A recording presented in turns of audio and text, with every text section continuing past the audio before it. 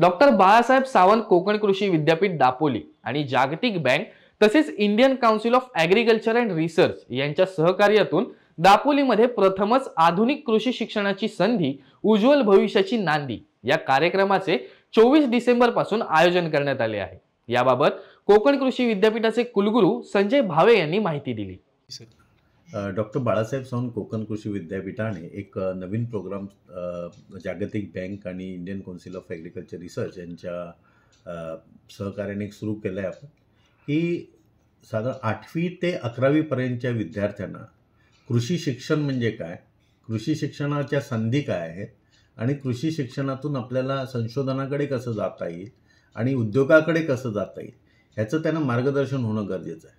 म्हणजे असं लक्षात आलं की गेली 2 वर्ष कृषी शिक्षणाकडे मुलांचा ओढा कमी होत चाललेला आहे, तर तो वाढवण्यासाठी डहाणूपासून ते दोडामार्गपर्यंत अशा कोकणपट्टीतल्या 5ही जिल्ह्यातले प्रत्येक जिल्ह्यातले 100 विद्यार्थी आणि प्रत्येक जिल्ह्यातले 20 ते 100 म्हणजे प्रत्येक शाळेतले किंवा हायस्कूलमधले 5 विद्यार्थी असे 100 विद्यार्थी प्रत्येक शाळेत प्रत्येक जिल्ह्यातले आणि त्यांचे 20 शिक्षक प्रत्येक जिल्ह्यातले असं म्हणून त्यांचं एक संमेलन दापोलीमध्ये 720 लोकांचं आपण उद्या लावलेलं आहे।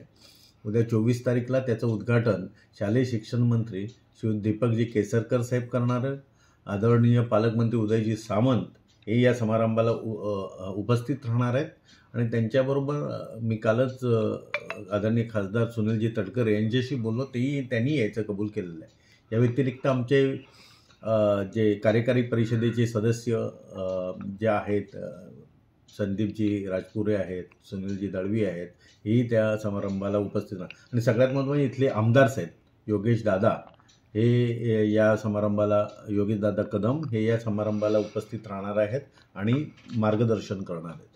ह्याचं उद्दिष्ट असं आहे की इथे येणारे मुलांना आपलं इथलं कॅम्पस दाखवणं, इथे एज्युकेशन सिस्टीम दाखवणं आणि नवीन एज्युकेशन सिस्टीम आहे 20 से 20ची जी न्यू एज्युकेशन पॉलिसी याच्याबद्दल त्यांना माहिती देणं, शिवार फेरीच्या माध्यमातून विद्यापीठाची ओळख करून देणं आणि आमच्याकडे ज्या पद्धतीने नवीन सिस्टीम आर्टिफिशियल इंटेलिजन्स असेल, ड्रोनने आपल्या शेतीचा वापर असेल आणि शेती अवजारांचा वापर असेल तर यासंबंधी त्यांना माहिती देणं, असं एकत्रित आपण तो प्रोग्राम ऑर्गनाईज केलेला आहे। अशा पद्धतीचा ह्या मुलांसाठी भारतातला हा पहिलाच प्रोग्राम असावा आणि आहे याची मला खात्री आहे। तर पत्रकार बंधूंनी त्याला पूर्ण सहकार्य करावं आणि त्याचबरोबर ह्या प्रोग्राममध्ये आपण एक प्रदर्शनी ऑर्गनाईज केलेली आहे। ह्या प्रदर्शनीच्या माध्यमातून कोकण कृषी विद्यापीठाचं सगळं कार्य आपण तिथे ठेवणार आहोत। ही उद्या 24 तारीखला त्याचं उद्घाटन होईल आणि ते 29 तारीखपर्यंत आपण ती सर्वांसाठी खुली ठेवलेली आहे आणि याच्यामध्ये सगळं फिशरीज डिपार्टमेंटचं म्हणजे फिशरीज आमचा जो सेक्शन आहे त्याचे लाईव्ह सॅम्पल्स आहेत, कोकण कन्याळ लोकांना बघता येईल, कोकण कपिला लोकांना बघता येईल आणि जे शक्य आहे ते लाईव्ह सॅम्पल्स आपण त्या ठिकाणी ठेवलेलं आहे। तरी दापोलीतील नागरिकांनी आणि सगळ्यांनी जे इथे पर्यटक येतील त्यांनी त्याचा लाभ घ्यावा। 8वी ते 11वीच्या विद्यार्थ्यांना कृषी क्षेत्र म्हणजे काय, कृषी शिक्षण म्हणजे काय, संशोधन कसं केलं जातं आणि यामधून करिअरच्या काय संधी आहेत याबाबत मार्गदर्शन केले जाणार आहे। या कार्यक्रमाला डहाणू ते दोडामार्ग या कोकण पट्ट्यामधील 5 जिल्ह्यातील प्रत्येकी 100 विद्यार्थी तसेच 20 शिक्षकांची निवड करण्यात आली आहे। सध्याच्या काळामध्ये कृषी शिक्षणाकडे विद्यार्थ्यांचा ओढ कमी होताना पाहायला मिळतोय। त्यासाठी पुरेशी माहिती नसणे हे एक महत्त्वाचे कारण आहे। यावर उपाय म्हणून राज्याचे शिक्षण मंत्री दीपक केसरकर, कृषी मंत्री धनंजय मुंडे यांनी सुचवल्याप्रमाणे हा कार्यक्रम 24 डिसेंबर रोजी संपन्न होत असल्याचे मत कुलगुरू डॉक्टर संजय भावे यांनी व्यक्त केले।